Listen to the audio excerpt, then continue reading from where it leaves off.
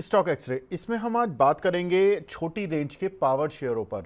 वो इसलिए बात करेंगे क्योंकि देखिए लाइमलाइट में जब से आ गए हैं, जब से क्रूड ऑयल तेज हुआ। क्रूड ऑयल तेज होने के पीछे जो वजह है वो तो ईरान, इजराइल और अमेरिका वाली, वो आपको सबको पता ही है। पावर शेयरों में क्यों बाइंग आई थी? वो इसीलिए आई थी कि क्रूड का जो एक इम्पैक्ट है वो रिन्यूएबल एनर्जी शेयर्स पर है। पावर सेक्टर में डिमांड इसलिए आ गई कि एक रिपोर्ट आई थी कि इस साल गर्मी बहुत ज़्यादा पड़ने वाली है, 6% तक पीक पावर डिमांड बढ़ेगी। तो पावर शेयर प्लस रिन्यूएबल दोनों चल दिए।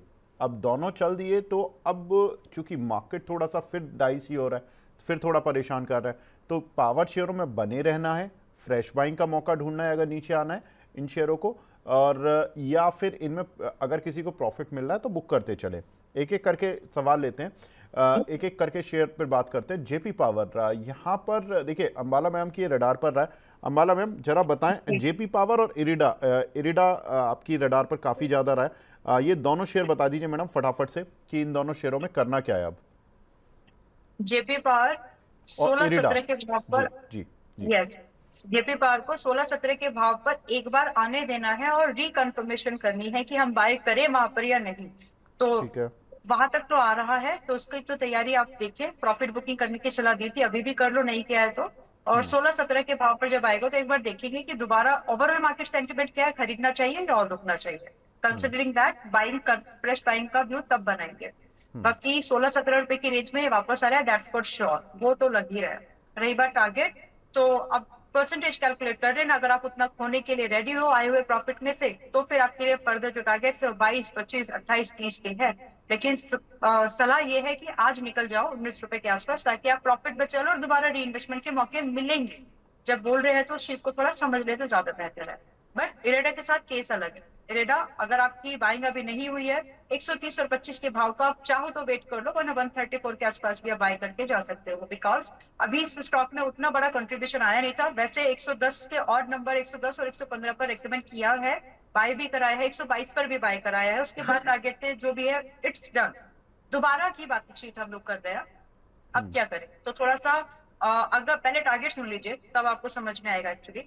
तो इसमें जो टारगेट्स है, मुझे लगता है 170 ऑनवर्ड्स अप टू 210 के आने वाले हैं। और आज जब हम ये बात बोल रहे हैं, ट्रेडिंग एट 130 समथिंग, 134 समथिंग पर अभी ये चल रहा है। सो आपका स्टॉप लॉस यहाँ पर 110 का होगा अगर आप आज भी खरीदते हैं। And if you can manage to add somewhat, अगर 120 पर आए और आप थोड़ा ऐड कर सकते हो, नथिंग, मतलब कोई प्रॉब्लम नहीं है।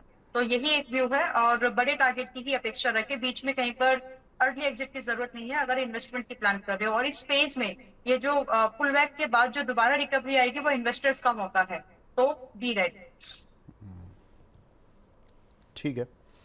अ, दो शेयर अंशुल भाई मैं आपसे पूछूंगा, सुजलॉन और एनटीपीसी ग्रीन, इन दोनों में क्या करना चाहिए? सुजलॉन देखो ना चाहते हुए भी मतलब धीरे धीरे करके खिसक खिसक के चला ही गया 54 रुपये तक और 38 रुपये से। और एनटीपीसी ग्रीन में भी अच्छी ग्रीन कैंडल बनी। अब क्या लग रहा है सर इन दोनों में?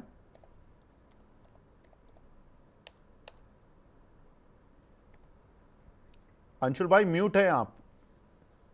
सर देखिए, सुजलॉन 56 टूटने के बाद 37-90 तक का अपना व्यू था, जो कंप्लीट हुआ 8 मार्च को हैमर के साथ। उसके बाद से अपन ने सुजलॉन ट्रैक करना छोड़ दिया था। 50% रिट्रेसमेंट 53 पे था, जो आ चुका है। अब ये डिसाइड करेगा कि पुल बैक की क्वालिटी कैसी रहती है। अगर शैलो वॉल्यूम पे पुल बैक करता है तो फिर ये बाइंग लिस्ट में आएगा। और अगर ये फेल हो जाता है, जैसे अभी कौन सा स्टॉक हमने देखा, किर्लोस्कर ब्रदर, रेजिस्टेंस पार करने के बाद फेल होने लगा, तो अगर फेल होने लगा तो वापस से 46.6 और 37.9 के टारगेट खुल जाएंगे। तो पुल बैक की क्वालिटी डिसाइड करेगी। अभी 10 day moving average, 20 day moving average 48 के आसपास है, उसके कैचअप का वेट करना चाहिए। दूसरा कौन सा था सर सुजलॉन के बाद? सुजलॉन के बाद दूसरा शेयर था NTPC green. NTPC green again sir, standard disclaimer, ये लॉन्ग हो सकता है लोगों के पास। 99 रुपीज से हमने बाय रिकमेंड किया हुआ है।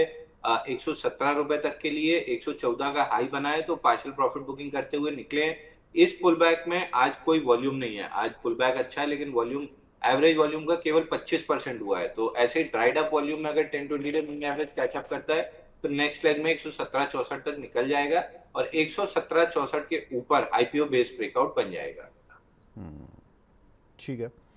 एक काउंटर है एसजेवीएन और एनएचपीसी। इसमें एसजेवीएन पर अंबाला मैम मैं आपसे राय लेना चाहता हूँ, क्योंकि हमने देखा कि जो मूव आया रिन्यूएबल एनर्जी में, उसमें एसजेवीएन और एनएचपीसी में इतना तेज मूव नहीं आया, जबकि ग्रीन एनर्जी में तो ये भी है। तो एसजेवीएन का मूव कब बनेगा, कैसे बनेगा मैम? कब बनेगा वो बता सकते हो, कैसे नहीं?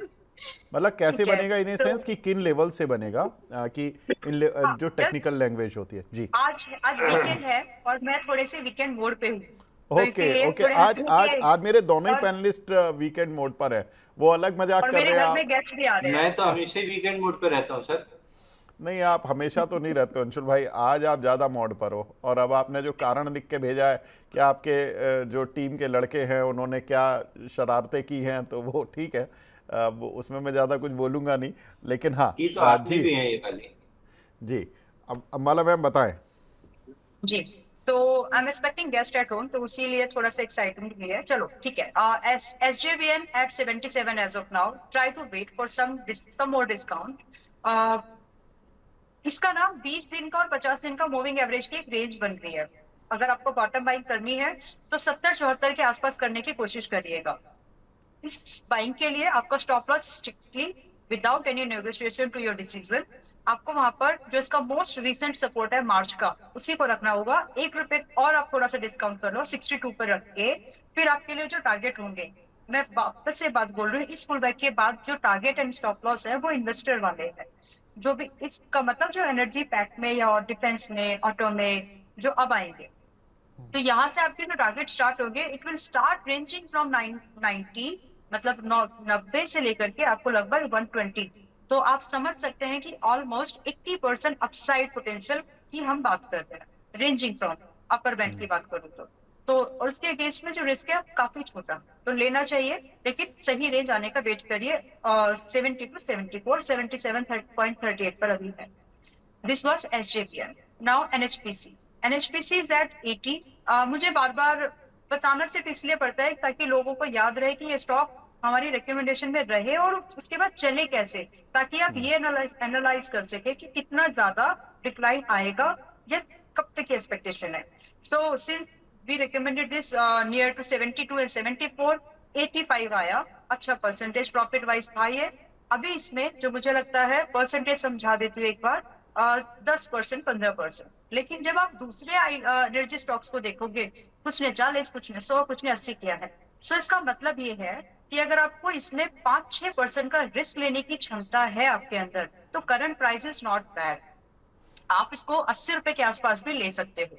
आपकी पोजीशन मैक्सिमम आपको 75 तक कंप्लीट कर लेनी चाहिए, बिकॉज आपका जो रिस्क है, क्वांटिटी परसेंटेज वाइज जो आप रिस्क देख रहे हो, आपका स्टॉप लॉस ही 72 पर है, but your target gonna start ranging from 95 to up to 130।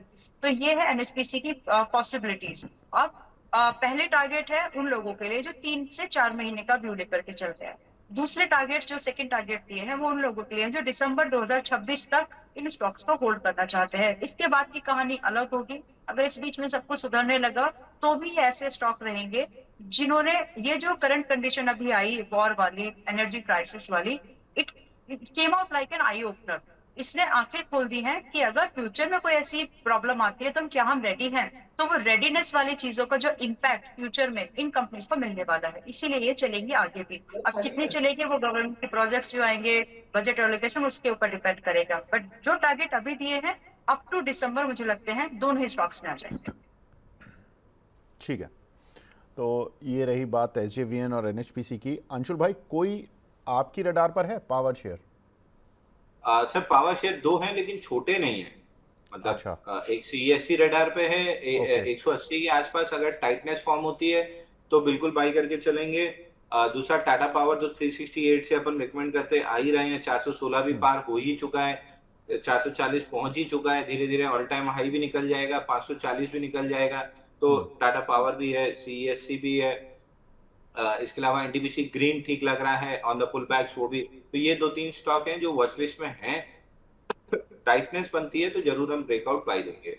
ठीक है, बेस्ट स्टॉक कौन सा लग रहा है आपको अंशुल भाई? सर अगर देखिए इन्वेस्टमेंट प्रोस्पेक्टिव से है तो टाटा पावर, क्योंकि लोग स्टॉप लॉस लगाते नहीं है, तो best of the lot Tata power. अगर आप ट्रेडर हैं, पोजीशन मतलब वही position sizing, risk management, quantity calculator ये सब कर सकते हैं, तो सीईएससी अगर 4 हफ्ते 5 हफ्ते की टाइटनेस फॉर्म होता है, एकदम बढ़िया से बाई है, 240 220 240 निकल जाएगा। पैटर्न प्रीएम्प्ट मत कीजिए, मैं बार बार केन्स बताता हूं कि पैटर्न प्रीएम्प्ट करने वाले 50% नीचे बैठे हैं। पैटर्न मत प्रीएम्प्ट कीजिए, वॉच कीजिए। 4 हफ्ते अगर टाइटनेस रह जाती है 180 के पास, वो टाइटनेस 8% के अंदर हो, तो फिर बम्पर ये स्टॉक फटेगा। टोटली करिए। अंबाला मैम, आपकी रडार पे जो आपको लगता है कि बेस्ट स्टॉक है पावर का? आपने जो अभी दो most recent SJVN and NHPC दिए है ना, एसजेवीएन में थोड़ा डिस्काउंट का वेट करिए, डेफिनेटली जो डिस्क किया है। बाकी एनएचपीसी आज की मार्केट में भी खरीदने लायक है, because risk is extreme low. And जो शांति बिल है, न्यूक्लियर वॉर नहीं यार, न्यूक्लियर ना हो वॉर, न्यूक्लियर एनर्जी वाला जो कॉन्सेप्ट है, आप दावेदार ढूंढिए। आपको केएसपी, रेक्टिफायर, एनएचपीसी, ये कुछ ऐसे मेन स्टॉक्स लगेंगे जहां पर आपको इनमें सबसे ज्यादा प्रॉफिट, सबसे ज्यादा इसमें इसका फायदा होते हुए दिख सकता है। इसीलिए एनएचपीसी मेरे आज के मार्केट के हिसाब से मैं खरीदने की सलाह दूंगी आपको। बाकी डिस्काउंट आने के बाद, रेंजिंग फ्रॉम कर आज की मार्केट हम 24 अप्रैल 2026 की बात कर रही हूँ, यहाँ से आपको 5 से 10% के डिस्काउंट आने के बाद आप पीएफसी और आप इरेडा, इन स्टॉक्स में भी एंट्री के बारे में सोच सकते हैं। ठीक है मैम, बिल्कुल ठीक है। तो ये रही बात एनटीपीसी, ग्रीन और सारे पावर शेयरों पर, एनएचपीसी, एसजेवीएन सभी पर हमारी बात हो गई है। Thank you so much Anshul भाई, thank you so much Ambala ma'am. आपके डिस्क्लेमर और फटाफट से दे दीजिए अंशुल भाई, आप दे दीजिए पहले। सर, इंडेक्स और स्टॉक जिस पे भी हमने बात की है, कोई भी मेरे पर्सनल पोजीशन नहीं है, कंपनी, क्लाइंट और दर्शकों की हो सकती है, बट किसी तरह का कॉन्फ्लिक्ट ऑफ इंटरेस्ट नहीं है। ठीक है, थैंक यू अंशुल भाई। अंबाला मैम, आपकी साइड से? जितने भी स्टॉक्स में मैंने रिकमेंडेशन दी है, मेरी किसी भी स्टॉक में कोई पर्सनल होल्डिंग्स नहीं है। क्लाइंट्स मॉडल पोर्टफोलियो जो लोग हमको व्यू करते हैं, देखते हैं, उनके पास जरूर हो सकते हैं, चाहे वो ट्रेडिंग में हो, डेरिवेटिव में, या फिर उनके long term, mid term portfolios में। सेबी के द्वारा दिया गया लाइसेंस या फिर एनएसएम सर्टिफिकेट, इस वे ऑफ गारंटी के पास परफॉर्मेंस जो दी है जैसी है वो वैसी रहेगी, या फिर प्रॉफिट ही होगा लाइसेंस के बाद में, there is no guarantee for that. Financial adviser से सलाह जरूर करके बातचीत करें, जो भी आप इन्वेस्टमेंट डिसीजन या ट्रेडिंग डिसीजन लेने जा रहे हो रिकमेंडेड स्टॉक में, that just try to ensure that. And जी, इतना तो याद आ गया। Thank you so much. ठीक है मैम, थैंक यू। चलिए ठीक है मैम, गुड डे। मतलब इट्स लाइक स्कूल में अपना अगर रट लेते तो क्या ही होता, अब ये पूरा word to word is very difficult. ठीक है, कोई थैंक बात यू नहीं so ma'am, much Neeraj ji. वो आपने डिस्क्लेमर चला दिया, वो तो बस बोलने के लिए आपको जो आपकी मेन लाइंस हैं वो आप बोल के भी आपका काम चल जाएगा, क्योंकि डिस्क्लेमर हम चला रहे हैं आपके। Thank you. Thank you, thank you thank very you. Much ma'am.